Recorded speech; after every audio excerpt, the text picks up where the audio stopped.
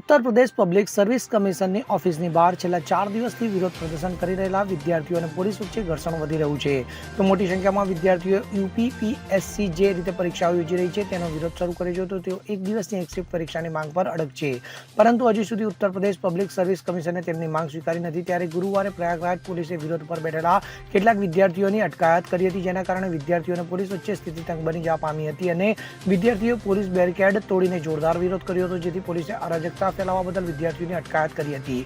તો ઉલ્લેખનીય છે કે મંગળવારે પોલીસે હોર્ડિંગ્સમાં તોડફોડ કરવા બદલ 12 વિદ્યાર્થીઓ સામે કેસ નોંધ્યો હતો અને ત્યારબાદ 3 વિદ્યાર્થીઓની ધરપકડ કરવામાં આવી હતી. તો પોલીસનો આરોપ છે કે આ વિદ્યાર્થી નેતાઓ વિરોધને અરાજકતા તરફ ઉશ્કેરતા હતા, જેના કારણે તેમની ધરપકડ કરવામાં આવી હતી અને જેલમાં મોકલવામાં આવ્યા હતા.